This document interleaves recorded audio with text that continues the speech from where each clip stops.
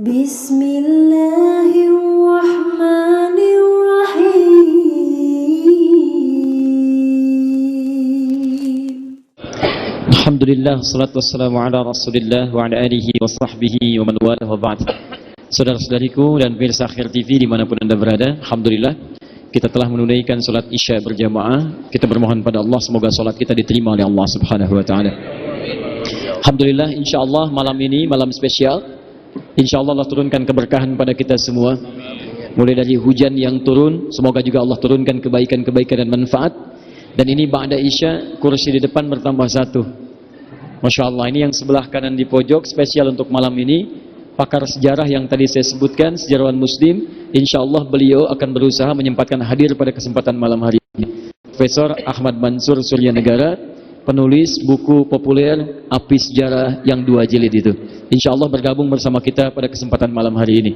Ini ba'da isya 3 kursi.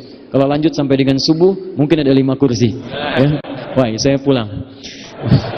Siap. Teman-teman, kita lanjutkan. Mohon izin Pak Wali. Pertama, tadi kita telah belajar bahwa saya ingin memberikan semangat dan keyakinan bahwa setiap putra-putra bangsa Indonesia, khususnya yang muslim, kita harus menjaga kemerdekaan yang telah kakek moyang kita hadirkan, telah dibidani dengan nilai-nilai yang kita akan bahas pada malam hari ini. Kita mulai dengan bagian pertama dulu, bagaimana orang tua kita para pahlawan itu berjuang di masa lalu. Apakah hanya sekedar berjuang saja?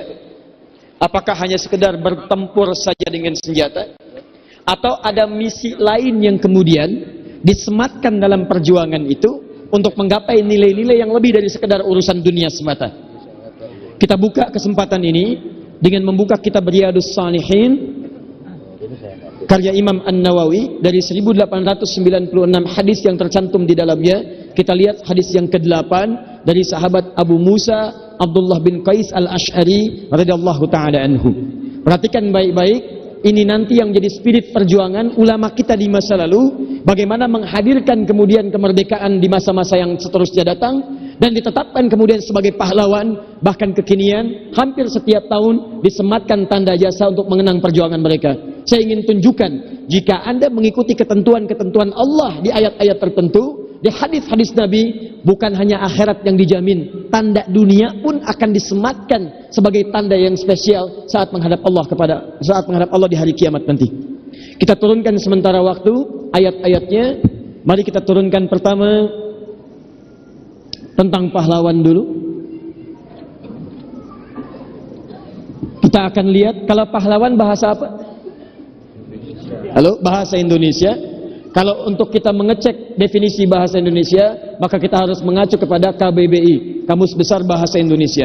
Apa itu pahlawan? Baru kita definisikan, lantas kita bandingkan kemudian nanti dengan sifat-sifat pahlawan yang disebutkan dalam Al-Quran dan hadis-hadis Nabi SAW. Nanti kita akan lihat perbedaannya secara pengertian bahasa apa itu pahlawan. Tapi apakah para pahlawan di masa lalu yang diberikan tanda jasa di masa kini hanya mengenal pengertian ini semata, atau ada aspek lain yang mereka kejar dengan sesuatu yang sangat spesial? Satu, kita bahas pengertiannya dulu, definisi. Yang kedua, kita bahas sifat-sifatnya dalam Al-Quran dan Sunnah Rasulullah SAW. Yang ketiga, baru kita lihat kemudian cara kita mengisi perjuangan pahlawan di masa lalu. Karena ketika anda melihat sifat-sifat pahlawan, nanti akan ada perbedaan dengan definisi secara bahasa semata. Ternyata pahlawan tidak tertutup peluangnya hanya dengan kemerdekaan terjadi, tapi terbentang pada masa-masa ke depan dengan setiap kesempatan yang terbuka. Jadi kalau orang dulu jadi pahlawan, anda pun di masa kini bisa berpeluang jadi pahlawan. Pahlawan apa yang ingin dicapai? Itu yang nanti kita akan turunkan. Setelah itu, kemudian kita akan hadirkan cara atau peluang menjadi pahlawan di masa kini dalam naungan Al-Quran dan Sunnah Rasulullah SAW. Tahan. Sebelum saya ke Riyadhus Shalihin, juga ke ayat-ayat Al-Quran yang lainnya, kita turunkan dulu pengertian pahlawan dalam Kamus Besar Bahasa Indonesia.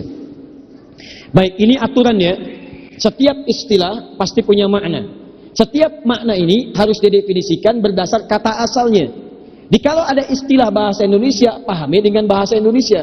Kalau istilahnya bahasa Arab, kembalikan ke konteks bahasa Arabnya. Jangan istilah bahasa Arab dipahami dengan bahasa Indonesia. Atau sebaliknya istilah Indonesia dipahami dengan bahasa Arab. Maka maknanya sudah pasti akan tertukar. Awas, menteri yang ditukar itu juga akan berpengaruh pada kebijakan yang berbeda. Putri yang tertukar sampai jadi sinetron. Makna yang tertukar itu berbahaya dalam kehidupan. Karena itu kita definisikan dengan definisi yang sesuai dengan katanya. Kata pahlawan ada yang membagi pada dua bagian. Bagian pertama didefinisikan langsung tanpa pecahan kata, tanpa dipecah. Pahlawan adalah orang-orang yang berjuang bekerja keras untuk menegakkan kebenaran. Awas, lihat poinnya. Orang-orang yang berjuang bekerja keras, bekerja keras, visi terakhirnya menegakkan kebenaran. Kebenaran. Tahan sebentar. Ada yang membagi kepada dua bagian. Dibagi pahlawan itu kepada dua bagian. Kepada kata pahala dengan wan. Wan menunjuk pada konteks orang-orang yang menyifati dengan sifat pekerjaannya. Pahala itu ada yang mengatakan berasal dari pahala. Pahlawan dibagi dua bagian, berasal dari kata pahala, satu, dengan wan, ditambahkan akhiran wan untuk menunjuk kepada orang. Pahala itu menunjuk kepada jasa atau pemberian-pemberian yang berasal dari visi akhirat. Wan, orang-orang yang ingin mewujudkannya. Kalau dijadikan satu, pahlawan atau disingkat jadi pahlawan adalah orang-orang yang berjuang untuk menegakkan kebenaran demi mendapatkan pahala dari sisi Allah Subhanahu wa taala.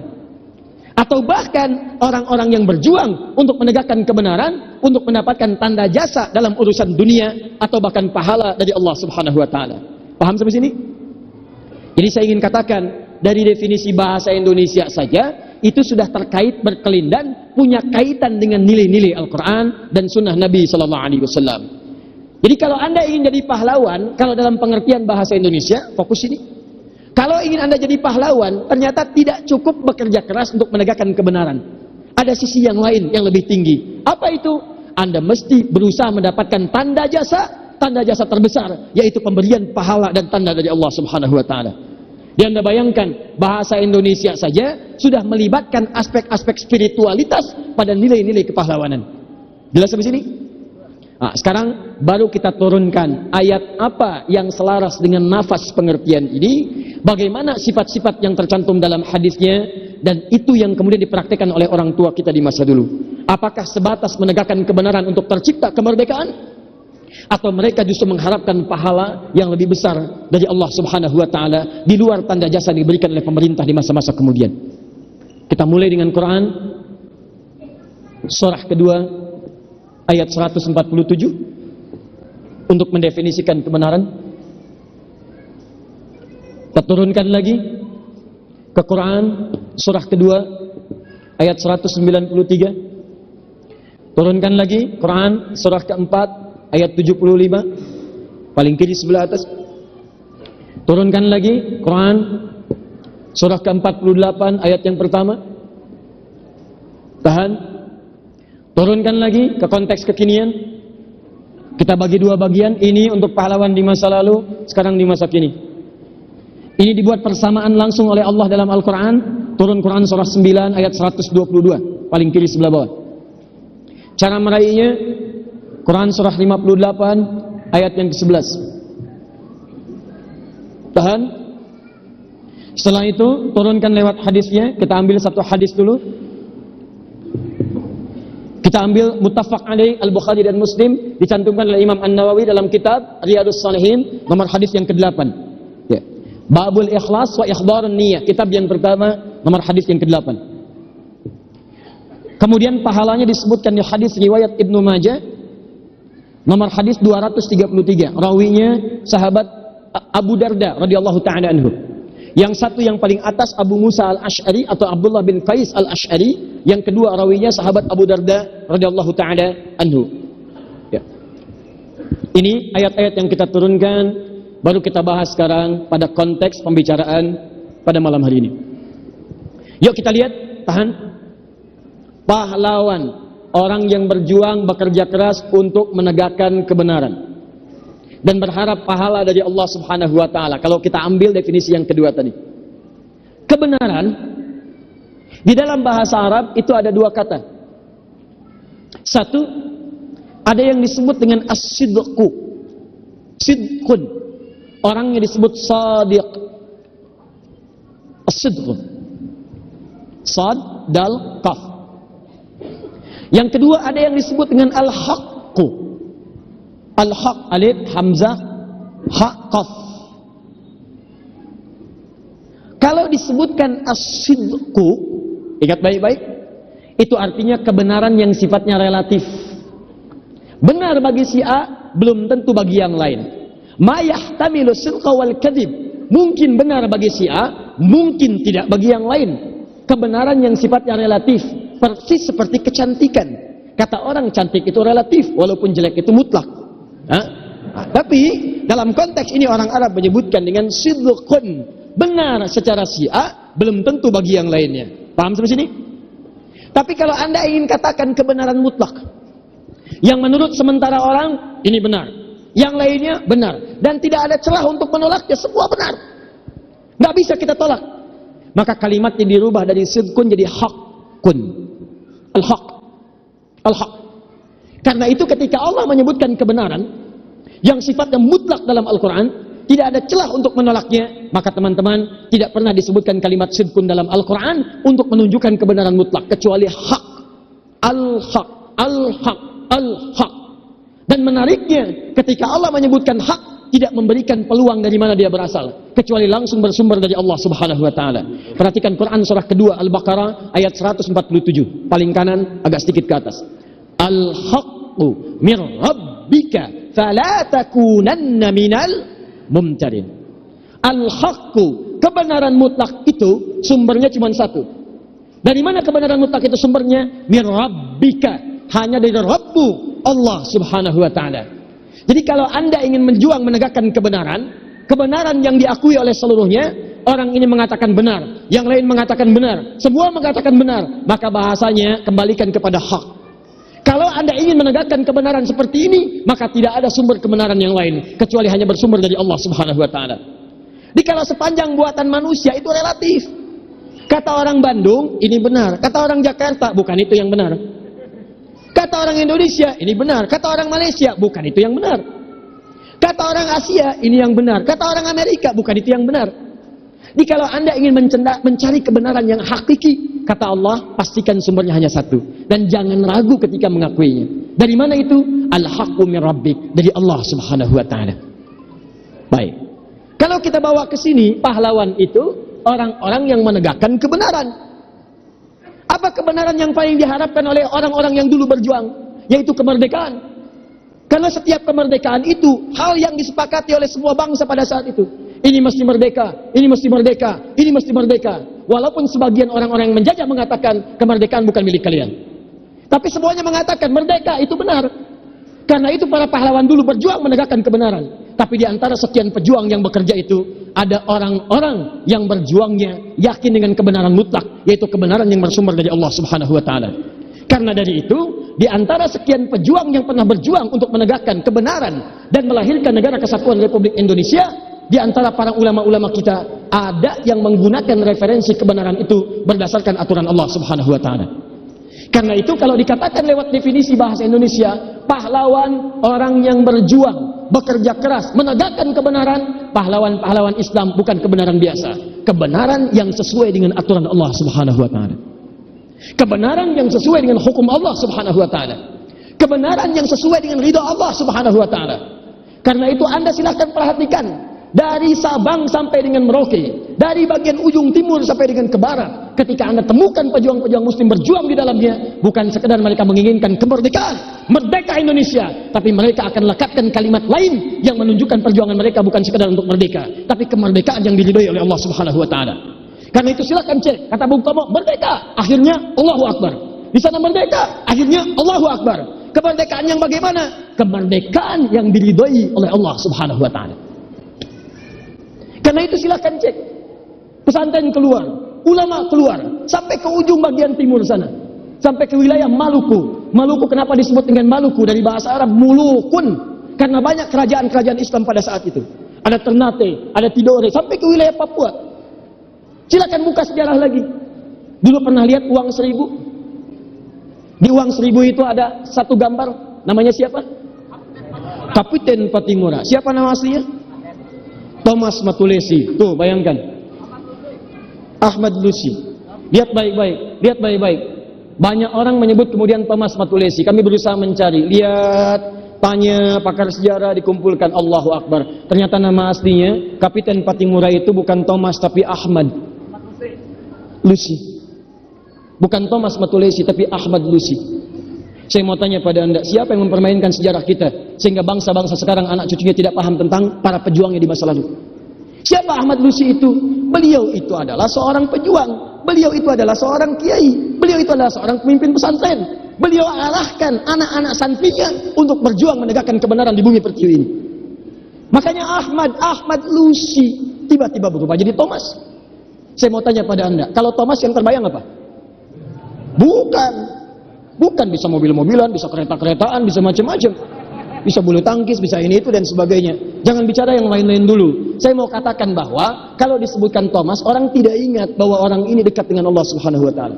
Orang ini berasal dari pesantren. Makanya dibuang kemudian nama-nama itu persis seperti orang barat dulu pernah melakukannya. Ibnu Sina diganti menjadi Avicenna. Ya, Ibnu Rus diganti menjadi Averroes dan lain sebagainya. Diganti nama-namanya supaya generasi berikutnya tidak ingat bahwa ada orang-orang yang ketika mewujudkan kemerdekaan, mereka malamnya tahajud, siangnya puasa, bergerilya dan sebagainya. Silakan cek Bapak TNI kita, Jenderal Besar Sudirman. Siapa Jenderal Besar Sudirman? Guru Madrasah Muhammadiyah. Yang saat berjuang itu Masya Allah teman-teman sekalian, zikirnya tanpa henti, luar biasa kekuatannya. Setengah dari bagian dirinya, ginjalnya kemudian sudah tidak ada satu, berjuang, gerilya. Akan disampaikan nanti oleh Profesor Ahmad Mansur Negara. Ahlan wa sahlan.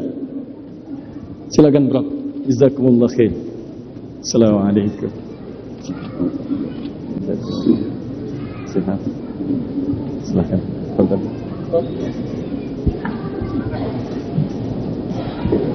Nah, nanti beliau aja yang cerita kalau untuk itu ya. Ya, saya giliran Qur'annya dengan giliran hadisnya. Baik. Sepakat sampai sini? Maka, jadi saya mau tekankan bahwa banyak para pejuang-pejuang pahlawan-pahlawan kita terlupakan oleh generasi di masa kini perjuangan-perjuangan spiritualnya. Bukan sekedar namanya yang tertuliskan, tapi bagaimana mereka mewujudkan kemerdekaan itu. Ada cara yang berbeda. Mereka tidak luput dengan salat tahajud malamnya, puasa siangnya, zikirnya, macam-macamnya. Dikumpulkan semua itu.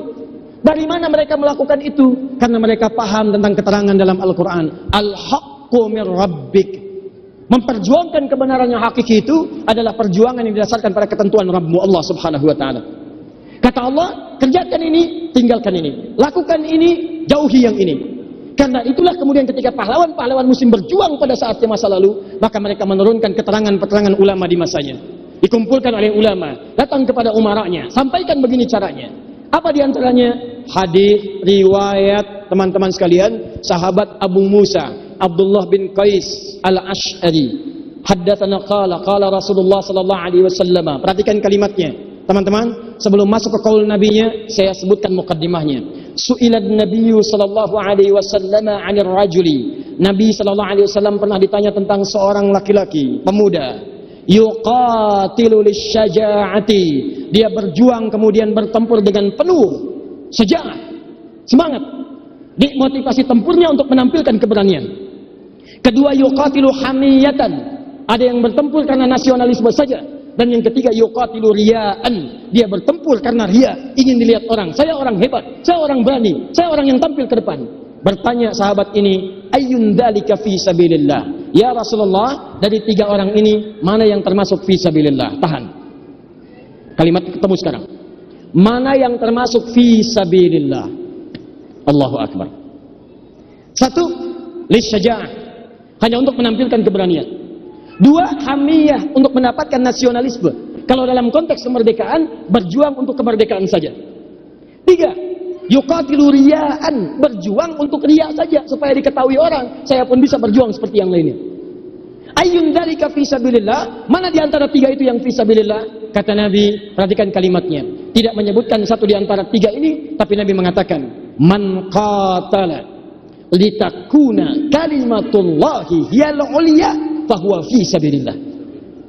Siapa yang berjuang litakuna kalimatullahi hiyal ulya, untuk menegakkan kalimat-kalimat Allah, itu yang paling tinggi, maka itulah yang masuk dalam fi sabilillah. Disilahkan cek, para ulama kita bukan sekedar berjuang untuk menegakkan kemerdekaan, tapi ada motivasi yang lain, litakuna kalimatullahi yal ulya, itu yang paling hebat. Perjuangan yang paling dahsyat kata Nabi, yang melahirkan pahala, dan orang yang meninggal jadi syuhada di dalamnya, maka orang-orang yang menegakkan kalimatullahi yal ulya, hukum-hukum Allah yang telah ditetapkan, itu yang kemudian dijadikan acuan dalam kehidupan. Adil, itu hukum Allah. Sejahtera, itu hukum Allah. Lihat baik-baik, teman-teman, kemakmuran, itu hukum Allah. Pemerataan kebaikan, itu hukum Allah. Persatuan, itu hukum Allah. Kemanusiaan yang beradab, itu hukum Allah. Kerakyatan penuh dengan hikmat, itu hukum-hukum Allah. Diturunkan nilai-nilai itu, Anda berjuang untuk menegakkan hukum Allah di muka bumi, maka Anda termasuk dalam fi sabilillah, jika itu diniatkan karena Allah Subhanahu wa taala. Karena itulah para ulama kita terdahulu, ketika mereka berjuang, bukan sekedar harapannya cita-cita negara ini untuk merdeka, tapi bagaimana caranya di negara ini, awas, penyembahan terhadap Allah bisa terwujud. Jadi orang-orangnya taat kepada Allah Subhanahu wa taala. Manusia-manusianya beradab. Orang-orangnya bersatu. Rakyat-rakyatnya kemudian menempuh permusyawaratan dengan cara-cara yang hikmah. Ada nilai keadilan, ada nilai kebaikan, dan semua menyebar dalam lingkup masyarakat sosial yang hidup di negara kesatuan Republik Indonesia. Tahukah Anda kawan-kawan sekalian, ketika ini semua diwujudkan, dilakukan karena Allah, maka dengan izin Allah yang ratusan tahun tidak tercapai, hanya dalam 34 tahun yang tadi saya sebutkan, itu yang diraih. Jadi hakikat pahlawan dalam Al-Quran, sifat yang pertama, jika perjuangan itu ditegakkan karena Allah Subhanahu wa ta'ala untuk menurunkan hukum-hukum kemanusiaan di muka bumi dalam rangka beribadah kepada Allah, maka itulah pahlawan yang hakiki. Satu. Paham sampai sini? Nah, kalau ada orang yang berjuang seperti itu, dia berjuangnya untuk menegakkan hukum Allah, supaya orang dekat dengan Allah, keadilan tercapai, persatuan tercapai, kemakmuran tergapai, hadir kemudian dalam satu lingkup kehidupan berbangsa bernegara, maka statusnya akan naik dalam pandangan Allah, bukan pejuang biasa, tapi pejuang fi sabilillah. Karena itu silakan cek oleh Anda. Setiap menyebutkan kata perjuangan dalam Al-Quran, selalu disebutkan kalimat fi sabilillah. Wa ma lakum la tuqatiluna fi sabilillah. Quran surah keempat ayat 75. Hei, kenapa kamu tidak berjuang? Bukan berjuang biasa, fi sabilillah. Kamu kerjakan berdasar aturan Allah Subhanahu wa taala. Wa qatilu fi sabilillah. Ayo berjuang. Berjuang kenapa? Fi sabilillah. Karena itu kalau ada orang-orang berjuang fi sabilillah, enggak akan sembarangan, aturan Allah diikuti.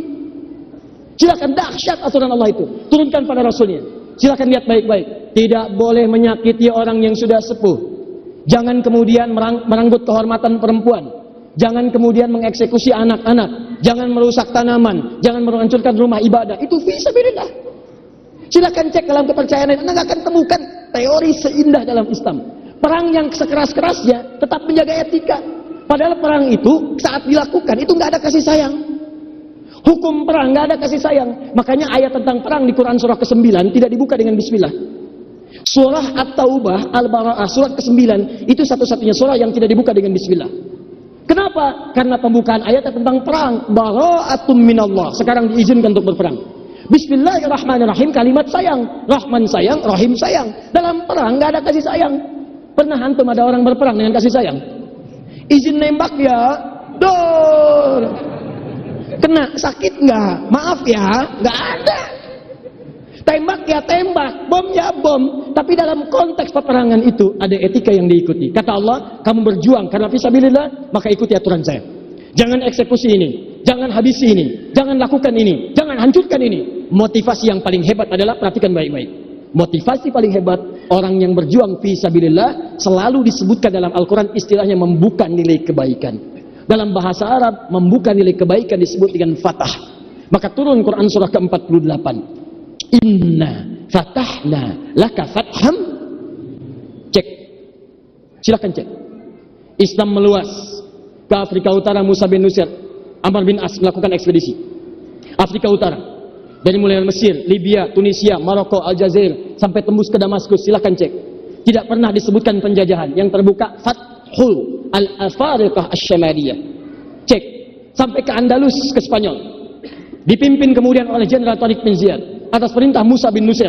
karena meminta untuk dibebaskan dari tindakan-tindakan yang anarkis yang buruk kepada rakyat dari penguasa-penguasa Spania pada saat itu. Dikirim Tariq bin Ziyad dengan pasukan yang sangat hebat itu. Apa yang kemudian terjadi? Setelah terjadi penaklukan itu, bukan penaklukan yang disebutkan, bukan penjajahan yang disebutkan, tapi yang hebat, Fatah. Apa itu Fatah? Fatah itu artinya membuka semua peluang-peluang kebaikan. Karena itu ketika tentara Islam masuk ke Spanyol, itu bukan menghancurkan penduduk, tapi membuka semua nilai kebaikan. Madrasah dibuka, pengajaran dibuka, akhlak dibuka, sopan santun dibuka, adab dibuka, kemajuan dibuka, industri dibuka, sampailah kemudian Spanyol pada saat itu menjadi kota yang penuh dengan peradaban mercusuar di Eropa pada saat itu. Di sifat orang Islam itu kalau berjuang bukan sekedar ingin menggapai sesuatu, tapi bagaimana caranya ketika saya berjuang terbuka misi-misi kebaikan. Itulah yang dilakukan oleh para ulama kita. Makanya ketika terjadi kemerdekaan Republik Indonesia, maka yang diharapkan ada peluang-peluang bagi putra-putri negeri di kemudian hari untuk meneruskan perjuangan, tinggal mengisi nilai baik apa yang bisa kita lakukan pada saat itu. Nah, jadi yang pertama ingin saya tegaskan, setiap perjuangan yang dilakukan oleh pahlawan kita, maka sifatnya beda dengan definisi biasa. Lebih dari sekedar mereka menegakkan kemerdekaan, tapi ingin mencapai kemaslahatan di negeri ini. Yang kedua, maaf, untuk mendapatkan pahala dari Allah Subhanahu wa taala. Jadi tidak pernah ada ulama-ulama kita yang tidak cinta dengan negeri ini. Jangan ragukan cinta mereka pada negara. Jangan ragukan kesetiaan mereka pada negeri. Demi Allah saya katakan, saham terbesar di negara ini itu para ulama. Jadi kalau kemudian ada orang yang tidak suka dengan ulama, dia tidak mengerti perjuangan bangsa ini. Dia tidak paham tentang sejarah bangsa ini. Dan yang paling menarik ketika dia mengatakan saya paling A, saya paling B, saya paling setia negara, tapi saat yang bersamaan Anda telah menistakan orang-orang berjuang dengan keringat, darah dan air matanya untuk bangsa ini. Paling NKRI. Takbir. Itulah ulama kita. Di ulama kita dulu itu sangat cinta, kalau nggak cinta mustahil mereka berjuang. Tapi kecintaan mereka bukan sekedar mereka ingin menjadikan negara ini merdeka. Mereka menginginkan negara ini merdeka, tapi harus ada yang meneruskan kemerdekaan itu di kemudian hari. Buka segala peluang kebaikan. Anak-anaknya mesti belajar. Ayo, gali sumber daya alamnya. Maksimalkan. Jadikan makmur. Dan cari yang terdepan bagi negara kita. Tunjukkan pada dunia. Indonesia bisa menginspirasi negara-negara dunia. Itulah kemudian disebut dengan Fatah. Kita mesti paham sejarah ini. Supaya kita bisa mengisinya dengan cara yang benar.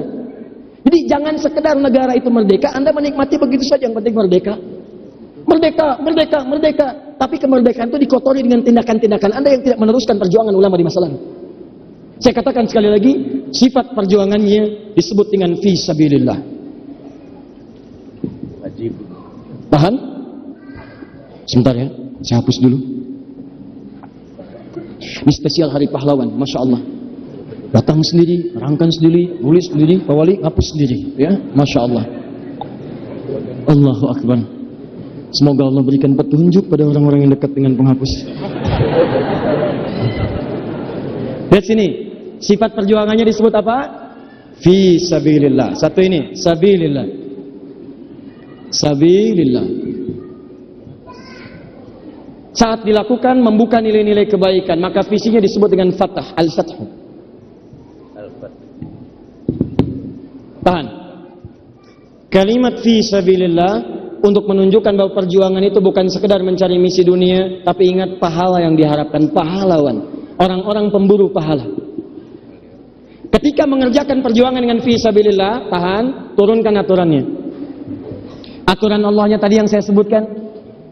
Tidak boleh merusak sembarangan, tidak boleh menghancurkan sembarangan, tidak boleh nembak sembarangan, eksekusi sembarangan. Karena hakikat dari perjuangan ini bukan ingin bermusuhan dengan orang lain, tapi membuka semua pintu-pintu kebaikan. Karena itu maaf ya, kalau sekarang ada gerakan-gerakan misalnya, gerakan yang sifatnya keras, mengatakan jihad fisabilillah, tapi tembak orang sembarangan, tusuk orang sembarangan, bom orang sembarangan, melanggar aturan ini, itu menunjukkan bukan fisabilillah. Saya waktu kejadian Prof, waktu bom pertama kali itu di Jalan Tamrin, saya sedang di Lampung Pak Wali. Kejadian bom di Jalan Lampung, di Jalan Tamrin. Pertanyaan pertama yang muncul, Ustaz, apakah bom di Jalan Tamrin itu termasuk fisabilillah? Saya katakan, Pak, sependek pengetahuan saya, jihad fisabilillah itu jihad di jalan Allah, bukan di Jalan Tamrin. Jadi kaidahnya berbeda. Jadi kalau ada orang-orang senang melukai orang lain dengan kaidah yang tidak benar, itu pasti bukan jihad fisabilillah. Sederhana sebetulnya. Dan ingat baik-baik ya, orang yang sengaja melukai orang beriman, bahkan sampai kemudian mengakhiri nyawanya, satu orang saja, maka taruhannya neraka jahanam. neraka jahanam. Quran surah kelima ayat 93 paling kanan pertengahan. Wa may yaqtul mu'minan muta'ammida, siapa yang sengaja merencanakan pembunuhan yang mengakhiri satu nyawa orang beriman satu saja, fajazauhu jahannam, maka balasannya setimpal dengan neraka jahanam. Saya tanya pada Anda, mukmin mana yang punya cita-cita masuk neraka jahanam? Enggak ada. Awas, hati-hati. Anda masih teliti karena sekarang di umat ini sedang terjangkit penyakit namanya kutil, kurang teliti. Hati-hati. Awas, media-media demikian kadang kurang teliti. Dulu ada cerita seorang wartawan, pemburu berita, segala cara dihalalkan. Terjadi kecelakaan, terus tabrakan di jalan. Semua orang berkumpul. Wartawan ini mencari berita, cuma nggak punya akses. Akhirnya mencari cara, cuma dengan cara yang tidak benar. Kasih jalan, kasih akses. Saya bapaknya korban, saya bapaknya korban. Masya Allah, bapaknya korban. Orang kaget, dibukalah akses itu. Begitu sampai ke depan, pucat wajahnya. Saya bapaknya korban. Ternyata yang ketabrak anak monyet. Saya bapaknya korban, Masya Allah. Sudah di depan, begitu ketahuan ditarik lagi, susah. Pucat wajahnya. Nah, paham sampai sini yang ini? Nah, sekarang perhatikan. Fokus ya, lihat sini. Kita belum selesai, ini baru bagian pertama. Kalau ada orang berjuang seperti ini, seperti ulama-ulama kita dulu, membuka nilai kebaikan untuk orang-orang di masa depan, supaya ada pembangunan, ada keadilan, ada kemudian generasi yang terbaik, maka orang yang berjuang seperti ini, Allah kemudian akan memberikan kehidupan yang terbaik, bukan hanya di akhirat, sampai ke alam kuburnya. Di dunia dia wafat, tapi di akhirat, di alam kubur, Allah berikan nikmat kehidupan yang sangat hebat, lebih daripada urusan dunia. Buka Quran surah kedua ayat 154 paling kanan sebelah bawah. Kenikmatannya dari Quran surah ketiga ayat 169 sampai dengan 172.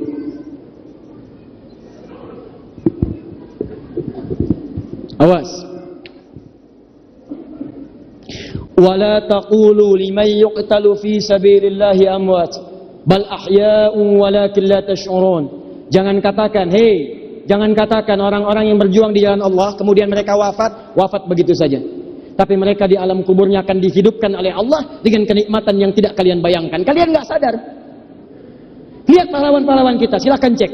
Mereka kalau berjuangnya benar, seperti apa yang disebutkan, maka di alam kuburnya dihidupkan oleh Allah dengan kenikmatan yang sangat berlimpah. Kamu percaya? Silakan, meninggal duluan, cek, kuburkan di samping kuburan pahlawan. Silakan, ke tanah kusir, tahu makan pahlawan, lihat. Walaupun kita nggak bisa milih, ya Anda bisa meninggal duluan, saya belakangan, mungkin. Atau ditukar, saya belakangan, Anda duluan, bisa terjadi. Ya. Tapi hakikatnya, perhatikan Quran surah ketiga ayat 169. Saya belum sampai kepada inti yang ingin saya sampaikan. وَلَا تَحْسَبَنَّ الَّذِينَ قُتِلُوا فِي سَبِيلِ اللَّهِ أَمْوَاتًا بَلْ أَحْيَاءٌ عِنْدَ رَبِّهِمْ يُرْزَقُونَ فَرِحِينَ بِمَا آتَاهُمُ اللَّهُ مِنْ فَضْلِهِ وَيَسْتَبْشِرُونَ بِالَّذِينَ لَمْ يَلْحَقُوا بِهِمْ مِنْ خَلْفِهِمْ أَلَّا خَوْفٌ عَلَيْهِمْ وَلَا هُمْ يَحْزَنُونَ. Perhatikan teman-teman, jangan Anda duga orang-orang yang wafat berjuang karena fisabilillah itu wafat begitu saja. Di alam kuburnya dia akan Allah berikan kenikmatan yang berlimpah, luar biasa. Saking nikmatnya, kalau dia mampu, perhatikan, kalau dia mampu, dia akan katakan pada orang-orang yang masih hidup, yang belum menyusul kepadanya. Katanya, lihat kalimatnya, di sini enak, di sini nikmat. Kalau bisa teruskan perjuangan, kalau bisa nyusul ke sini, kalau bisa lakukan, teruskan nyusul ke sini. Di sini lebih nikmat dibandingkan dari apa yang kalian rasakan sekarang. Nikmat.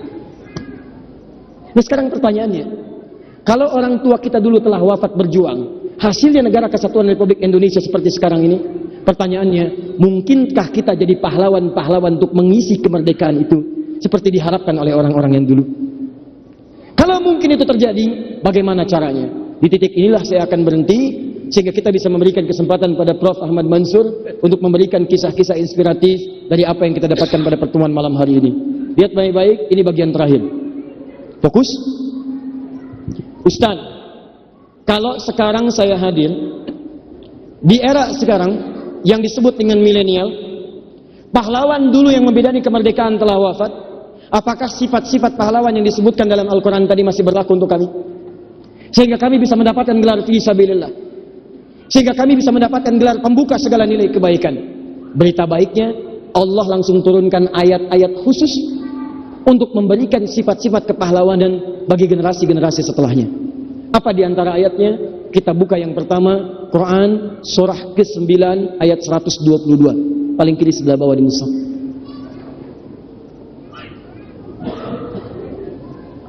Bahkan ini pahalanya banyak teman-teman sekalian. Pahlawan, pemburu pahala. Bagaimana pahala didapatkan di situ? Mari kita lihat ayat dan hadisnya. Tahan. Bismillahirrahmanirrahim. Wa ma kana al-mu'minuna liyanfiru kaffah. Falawla nafara min kulli firqatin minhum ta'ifah liyatafaqahu fid din. Satu. Waliyunziru qaumahum idza raja'u ilaihim. Dua. La'allahum yahdharun. Tiga.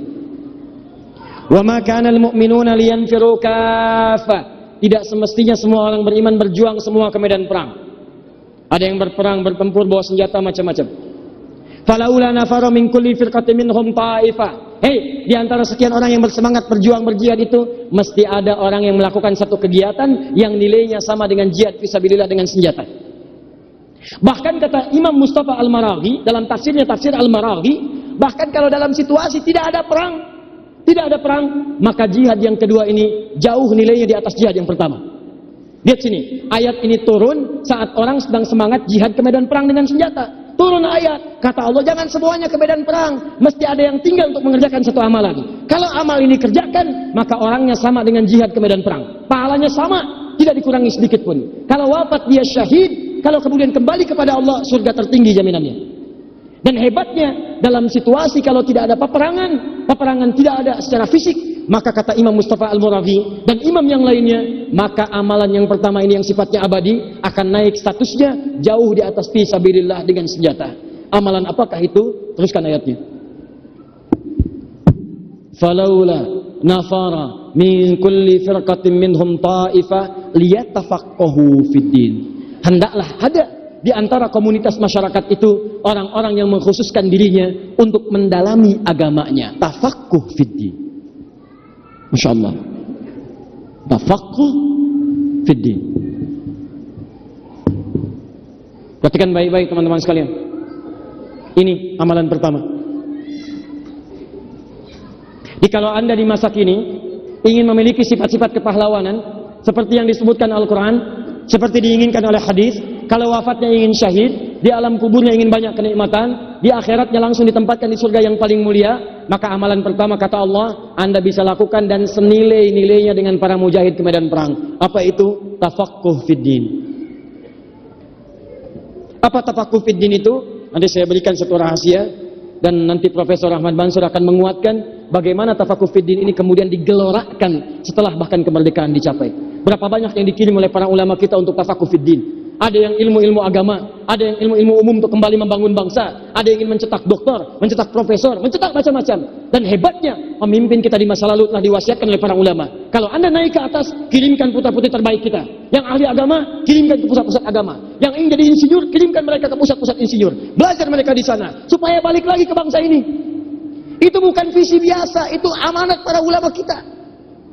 Berapa banyak dulu orang-orang yang dikirimkan, ada yang ke Jerman, ada yang ke tempat ini, ada yang ke sana. Muhammad Nasir kirimkan orang-orang, ada yang ke Saudi, ada yang ke Madinah, ada yang ke Ummul Qura, ada ke tempat-tempat biasa karena paham. Perjuangan kemerdekaan sudah selesai, mengisinya itu yang belum. Siapa yang mengisi ini? Mesti orang-orang hebat. Kita itu negara yang luas. Di buku beliau disebutkan, bahkan halaman 11 sampai 14 itu, paling kanan sebelah atas, paragraf yang kedua. Indonesia itu luar biasa. Negara yang luas, daratannya 2 juta kilometer persegi, lautannya 3 juta kilometer persegi. Itu darat dengan laut 5 juta kilometer persegi. Pulaunya 13.677 pulau. Itu belum termasuk Pulau Gadung, Pulau Gebang, dan pulau-pulau yang lainnya. Siapa yang mau mengelola itu? Siapa yang bisa menyambungkan pulau satu dengan pulau yang lainnya? Kalau tidak ada arsitek, bagaimana kita bisa menghandlenya? Kalau tidak ada insinyur, siapa yang bisa membuat alat transportasinya? Siapa yang membina masyarakatnya? Kalau nggak ada ustadz, nggak ada guru, nggak ada macam-macam, siapa yang bisa menerangkan pada masyarakat? Kemerdekaan bisa diraih, tapi mengisinya itu yang tidak mudah. Makanya turun ayat, kalau sudah kemerdekaan tercapai, bahkan perjuangan masih dilakukan, jangan putus untuk mendalami pengetahuan untuk mengisi kemerdekaan itu. Satu, pengetahuan terbesar adalah pengetahuan yang mendekatkan diri kita kepada Allah Subhanahu wa taala. Maka tafaqquh fid din, mendalami. Lihat sini, ad-din, semua ketentuan dalam agama. Apa itu ad-din? Apa itu ad-din? Bukan agama, bukan sekedar agama. Ad-din itu Tafsirkan dengan Quran. Surah ketiga ayat 19. Paling kiri sebelah atas. Inna ad-dina indallahil Islam. Yang disebut ad-din itu Islam. Apa itu Islam? Jangan pahami sendiri. Tafsirkan dengan perkataan Nabi SAW. Di hadis Muslim, nomor hadis yang ke-8, jilid pertama, paling kiri sebelah atas. Terbitan Darul Fikr, tahun 2005. Warna biru dongker. Beli di Husainiyat, depan Al-Azhar. Harganya 350.000. Ya, 9 jilid. Syarah Imam An-Nawawi. Lihat, ketika ditanya tentang Islam, turun malaikat menyamar jadi laki-laki bertanya pada Nabi Muhammad SAW. Hadisnya panjang. An Abi Hafs Umar bin Al-Khattab radhiyallahu ta'ala anhu qala bainama nahnu julusun inda Rasulillah sallallahu alaihi wasallam ittala alaina rajulun shadidu bayadi thiyabi shadidu sawadi sya'ri la yura alaihi atharu safari fajalasa ila Nabi sallallahu alaihi wasallam famadha kafai ala fakhidaihi. Lihat baik-baik.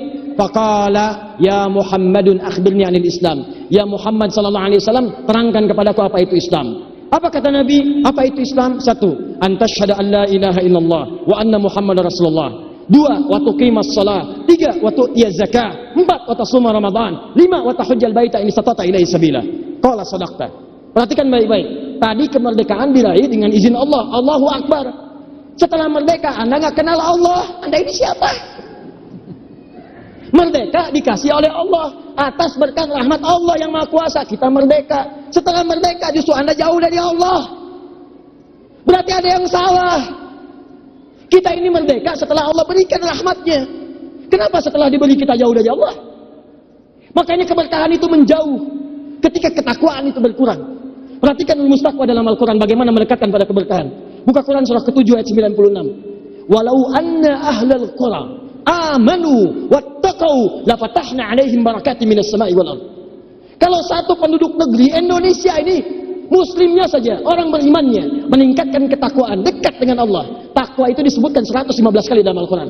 Dibagi 2 bagian. Bagian pertama mengatur hubungan dengan Allah, hablu minallah.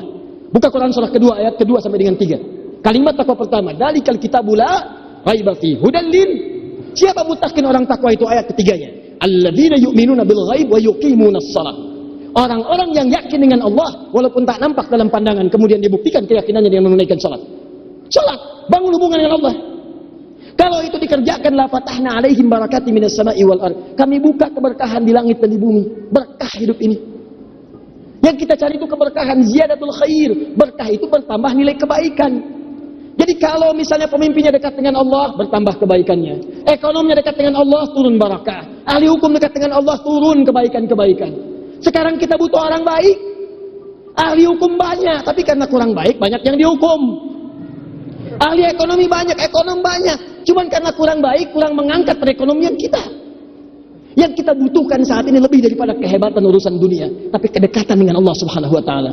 Malu kita di antara satu-satunya bangsa di muka bumi, di antara bangsa yang mencantumkan kalimat Allah dalam undang-undang kita. Apa tidak malu Anda mengatakan Allah yang memberikan kami kemerdekaan, tapi Anda sendiri jauh dari Allah Subhanahu wa taala? Anda mengerjakan apa yang dilarang, menjauhkan Anda dari Allah. Berapa banyak sekarang KPK mengerjakan kemudian tugasnya. Hampir setiap hari berita mengatakan ada yang korupsi, ada yang korupsi, ada yang korupsi. Dan di antara sekian yang korupsi itu mengatakan la ilaha illallah. Masya Allah.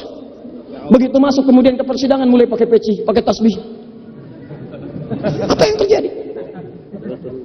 Pak, malu Pak dengan undang-undang Pak. Makanya ketika ada orang datang mengatakan, Pak Wali, kalau ada orang mengatakan ke meja Anda dengan satu proyek mengatakan, Pak tolong tanda tangan Pak, insya Allah Bapak dapat fee yang cukup besar. Katakan, saya malu dengan kalimat Allah yang tertulis di undang-undang saya. Saya disumpah dengan Al-Quran, dan Al-Quran mengatakan saya untuk mendekatkan diri kepada Allah. Allah melarang saya untuk perbuatan semacam ini. Tangan saya, tangan tahiyat, tidak akan pernah dipakai maksiat. Tapi Pak Wali, ini fee-nya sampai 10 miliar. Sebentar, saya istikharah dulu. Oh, nggak bisa. Nggak bisa. Paham? Ini poin pertama. Di bagaimana mungkin kita bisa mengisi kemerdekaan dengan baik kalau kita tidak mendalami makna la ilaha illallah. Makanya bagi orang Islam itu wajib, Islam Indonesia itu wajib, karena mencantumkan kalimat Allah. Kalau Anda ingin jadi pahlawan di masa kini, maka yang Anda lakukan adalah belajar tafaqquh. Apa itu tafaqquh? Belajar sampai paham tentang ad-din. Apa ad-din yang pertama? La ilaha illallah. Lihat sini, lihat sini. Tidak cukup orang beriman mengatakan la ilaha illallah. Buka Quran surah ke-47 ayat 19. Fa'lam. Fa'lam. Mesti punya ilmu annahu untuk menetapkan la ilaha illallah, tidak ada Tuhan selain Allah. Silakan cek baik-baik. Betapa banyak orang mengatakan la ilaha illallah tapi tidak kenal siapa Allah, tidak mengerti Allah, sehingga ketika kemudian disoal oleh orang lain bahkan meninggalkan Allah Subhanahu wa taala. Kasih Indomie pindah. Katanya la ilaha illallah, Indomie pindah. Kalimat la ilaha illallah senilai dengan Indomie. Kasih sarung pindah. Kalimat la ilaha illallah senilai dengan sarung. Padahal dulu keduanya itu digunakan untuk meraih kemerdekaan. Malu kita. Ada sesuatu yang harus berubah. Makanya pahami supaya kuat kita. Jadi kalau ditanya kenapa Tuhannya Allah, ini jawabannya. Kenapa yakin dengan Allah? Ini jawabannya. Bahkan keyakinan saya itulah yang menjadikan negara kesatuan Republik Indonesia ini terwujud. Paham? Semangat saya malam ini. Banyak orang itu sekedar hanya tahu tapi tidak paham. Amanat Quran mesti paham. 2 salat. Saya berhenti di sini. 2 salat. Perhatikan sini. Teman-teman para mujahid, orang ingin mengisi kemerdekaan di merah kini. Perhatikan baik-baik. Lihat sini. Bahasa Qurannya, kalau Anda ingin berjuang fi sabilillah, maka bukan hanya sekedar belajar tapi tafaqquh. Tafaqquh ini berasal dari kata fikih.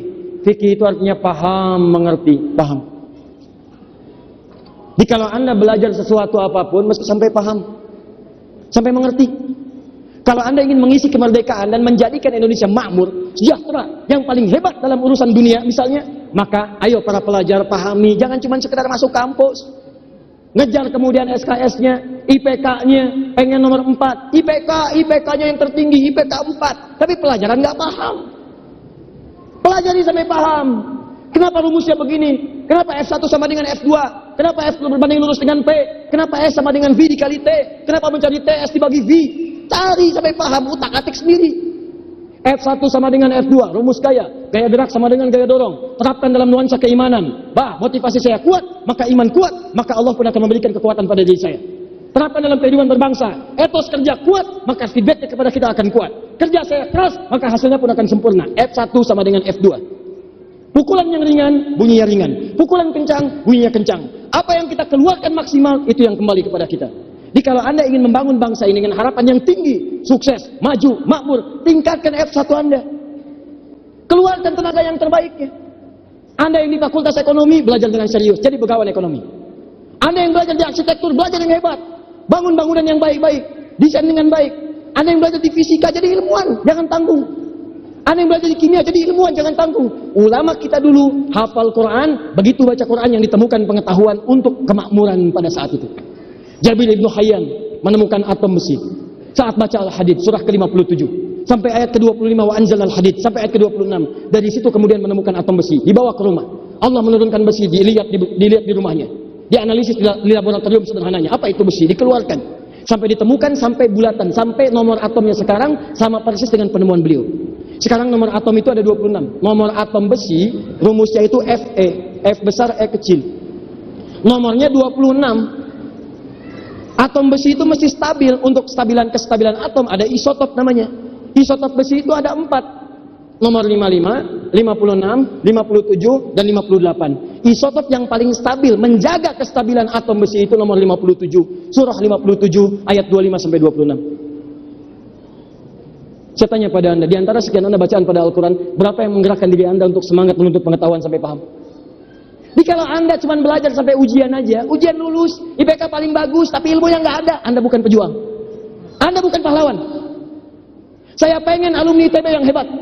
Saya pengen alumni IPB yang hebat. Saya pengen orang Unpad alumni yang hebat. Bukan sekedar hebat nilainya, tapi nilai itu bisa dijadikan untuk membangun kebangsaan kita. Membangun negara kita.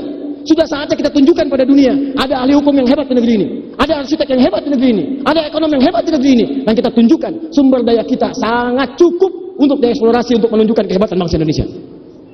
Harus punya semangat itu. Itu amanat Al-Quran. Jadi kalau Anda merasa beriman, paham dengan undang-undang, ayo kita amalkan. Din, apalagi tentang agama, sholat, itu bagian mendekat kepada Allah. Praktekkan tafaqquh fid din, di antara makna din itu sholat. Jadi kalau Anda pengen sholat, belajar dulu sampai paham. Takbir, paham yang diucapkan. Maaf teman-teman, ruku, paham yang dibacakan. Sujud, mengerti yang diungkapkan. Saya jujur, tanyakan pada Anda, jawab masing-masing. Dari sekian Anda sholat sampai dengan hari ini, berapa persen bacaan sholat yang tidak Anda pahami? Jangan-jangan selama ini Anda sholat, takbir nggak ngerti yang dibaca. Ruku tidak paham yang diungkapkan. Sujud tidak mengerti apa yang dibacakan. Duduk di antara dua sujud minta banyak permintaan. Rabbighfirli warhamni wajburni warfa'ni warzuqni, tapi nggak ngerti. Isya barusan 4 kali warzuqni. Habis sholat masih minta juga, ya Allah berikan aku rizki, berikan aku rizki. Yang tadi apa? Yang tadi warzuqni.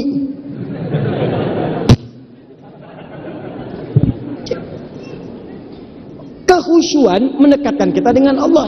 Kedekatan kita dengan Allah menurunkan keberkahan. Sekarang Anda minta berkah, tapi Anda jauh dari Allah.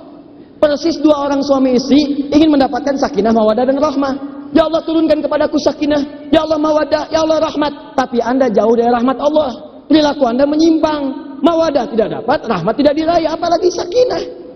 Ya Allah istriku namanya sudah sakinah, aku adalah rahmat. Ya Allah turunkan kepadaku. Mustahil. Nih.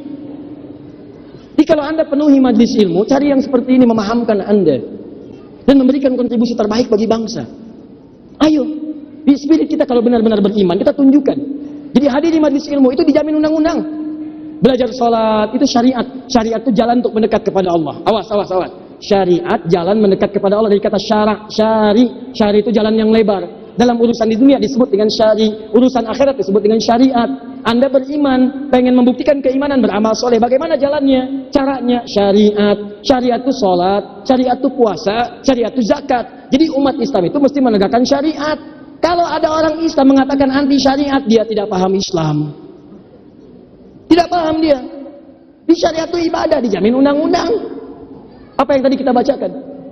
Nah, jadi saya ingin mengajak, mari kita isi kemerdekaan kita di masa kini dengan menjadi pahlawan-pahlawan tertinggi di masa kekinian. Bagaimana caranya? Salah satunya kita hidupkan untuk mendalami nilai-nilai agama kita dan kita terjemahkan dalam lingkup kehidupan kita. Demi Allah saya katakan dan saya sampaikan pada seluruh warga negara Indonesia. Insya Allah kalau umat Islam yang mendalami Al-Quran dengan baik akan terjadi kemakmuran di negeri ini. Karena dalam Quran tidak pernah diajarkan yang tidak baik. Saya mau tanya pada Anda, Al-Quran diturunkan di mana? Kalau tidak tahu, katakan wallahu a'lam. Itu paling gampang, ya. Kita udah mau habis, kita udah semakin malam. Kalau Anda pikir-pikir sampai subuh repot saya. Ya. Al-Quran diturunkan di mana? Bukan di wallahu a'lam, ada tempatnya. Oh, Masya Allah. Turun pertama kali di Mekah. Hampir belum pernah saya temukan di dalam kitab-kitab sejarah, buku-buku tarikh disebutkan Al-Quran diturunkan di wallahu a'lam, enggak ada. Al-Quran turun di Mekah. Kemudian sampai dengan ke Madinah. Perhatikan baik-baik. Saya berikan 2 dalil bagi Anda. Dalil pertama, perhatikan baik-baik. Bukan dari langsung ayat Al-Quran atau hadis. Lihat sini ya. Dalil pertama, dalil yang langsung Anda lihat dengan pemikiran Anda langsung. Quran oleh Allah diturunkan melalui malaikat Jibril. Begitu malaikat Jibril ditugaskan naik status jadi Sayyidul Malaika. Yang tadinya malaikat maut, Sayyidul Malaika pindah ke malaikat Jibril, Ruhul Amin. 2. Malaikat Jibril menurunkan Al-Quran dengan izin Allah kepada Nabi Muhammad. Nabi Muhammad naik status jadi Sayyidul Anbiya wal Mursalin, pemimpin para nabi dan rasul. Diturunkan Al-Quran di bulan Ramadan. Ramadan jadi Syahrul Mubarak, bulan penuh berkah. Diturunkan di hari Jumat. Jumat berubah status jadi Sayyidul Ayyam, penghulu dari para hari. Diturunkan di satu malam, Laila Mubarakah. Di malam itu berubah nama jadi Lailatul Qadar. Kalau ibadah senilai lebih daripada 1000 bulan. Turun di Mekah. Mekah yang jauh terbengkalai tiba-tiba jadi terang benderang. Dibawa ke Madinah. Madinah asalnya Yathrib, kota kumuh, kota jorok. Turun Al-Quran, bercahaya sifatnya, berubah jadi Madinah Munawwarah, penuh dengan cahaya. Maka jika Anda belajar Al-Quran, tanamkan dalam diri, amalkan diri Anda sendiri, amalkan dalam kehidupan masyarakat, bawa ke rumah tangga, demi Allah saya katakan akan ada cahaya dalam kehidupan kita. 2. Al-Quran diturunkan oleh Allah di masyarakat jahiliyah. Kanannya Romawi, kirinya Persia. Romawi sudah maju dengan segala imperiumnya, Persia sudah menggapai dunia dengan segala kekaisarannya. Tapi Al-Quran tidak Allah turunkan di Romawi, bukan di Persia. Kalau turun di Romawi orang bisa mengatakan pantas maju, turun di Romawi sudah maju. Kalau turun di Persia orang bisa mengatakan pantas, bagus, turun di Persia sudah maju. Diturunkan di tengah-tengah antara Romawi dengan Persia, jahiliyah. Yang terbelakang, tidak punya peradaban, dicengkram oleh dunia, tidak punya akhlak, jauh turun Quran. Tiba-tiba dari jahiliyah naik status berubah jadi khairu ummah. Romawi dikalahkan, Persia ditaklukkan, naik membawa sibghah dunia. Anda tahu rahasianya? Karena semua dalam Al-Quran tidak ada yang tidak baik, semua baik. Dari ujung kepala sampai ujung kaki, ayat-ayat tentang tubuh, silakan cek. Mata hanya boleh lihat yang baik, Quran surah ke-24 ayat 30 sampai 31. Lisan hanya boleh bicara yang baik, Quran surah ke-49 ayat 11 sampai dengan 12 ya. Tangan sentuh yang baik sampai ke ujung kaki, kaki hanya boleh berjalan pada yang baik-baik, Quran surah ke-25 ayat 63. Dilarang jalan dengan sombong, Quran surah ke-31 ayat 18. Semuanya ada. Ayat apapun ada di Quran. Dari mulai sebelum lahir sampai wafat ada. Saya tutup. Silakan cek.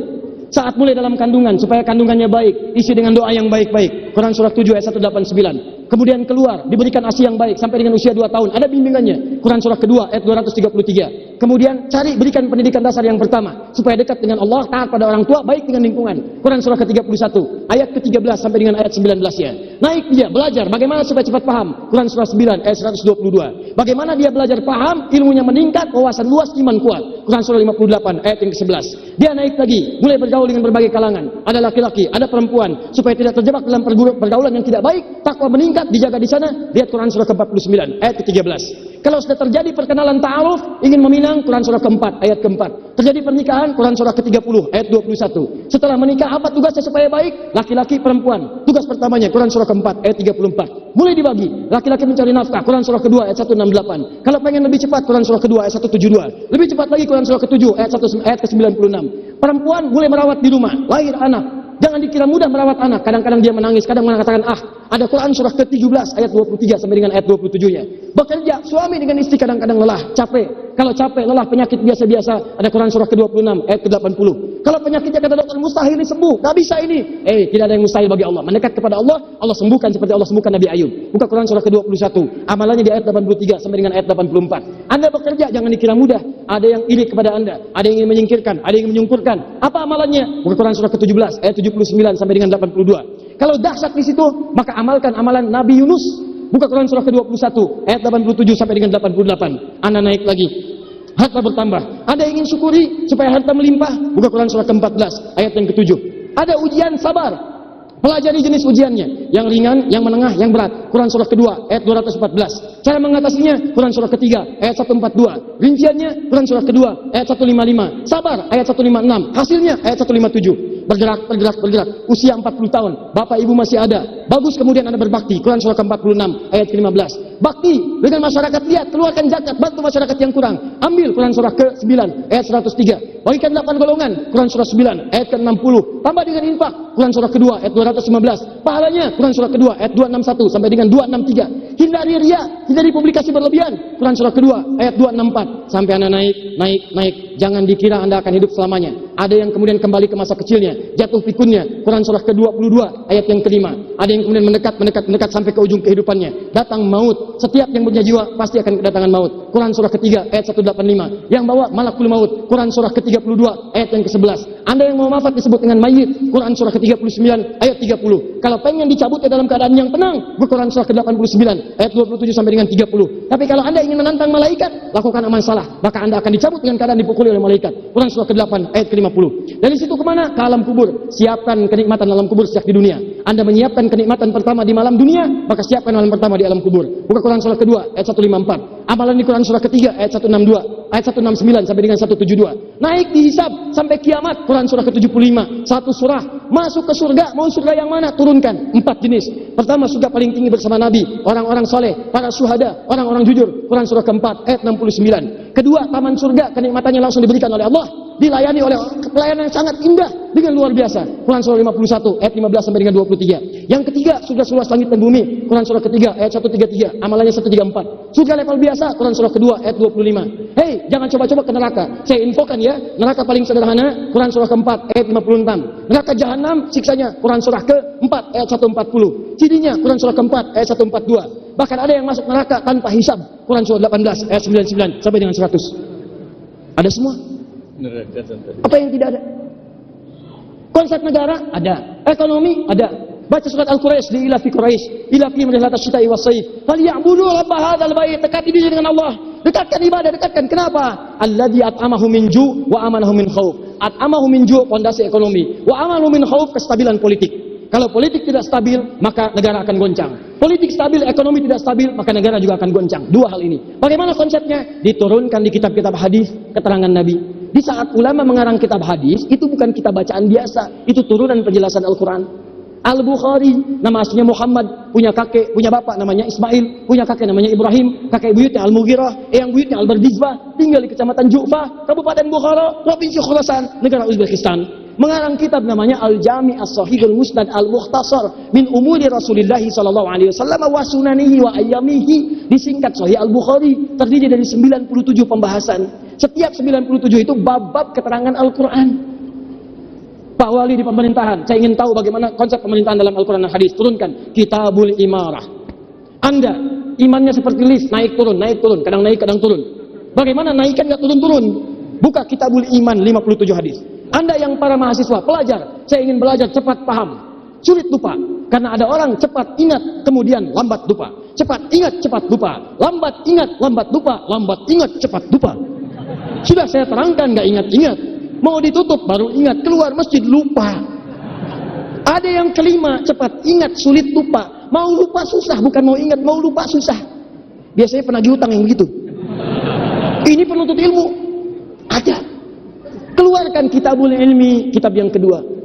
Ibu yang para istri, teman-teman sudah berapa tahun berumah tangga? Pernahkah mengeluarkan ayat-ayat tentang ayah? Ayat-ayat tentang ibu? Jangan-jangan selama ini jadi ayah, hidup sampai malam ini karena ada tugas ayah yang belum Anda amalkan. Kenapa nggak Anda keluarkan? Kemudian tilawahi. Hari ini papa kita belajar ayat rumah tangga. Ini loh kewajiban papa yang belum dilaksanakan, ya Allah. Ampuni saya kalau malam hari ini, ya Allah. Saya wafat, ampuni saya, ya Allah. Saya belum menegakkan nilai-nilai yang telah Engkau tetapkan. Mamah juga ayah, mohon maaf selama ini belum mampu jadi mamah yang baik. Emang bisa. Bisa. Pelan-pelan. Diskusi. Kalau sudah seperti itu, Masya Allah. Ayah, besok kita akan buat keluarga kita keluarga ahli surga. Papa jauh yang haramnya. Begitu berangkat SMS, Papa, Mamah bisa kuat dan keluarga menahan lapar kalaupun Papa tidak pulang bawa uang hari ini. Tapi Mamah tidak bisa menahan sedetik kuatnya untuk menahan api neraka. Jangan cari yang haram, Pak. Kami semua mencintaimu, mendukungmu. Kita akan ke surga bersama-sama. Masya Allah. Sudah jalan 5 menit, WA lagi. Papa sudah sampai mana? Anda jawab, sampai hatimu. Sentuh ia tepat di hatimu, maka ia akan jadi milikmu untuk selamanya. Catat.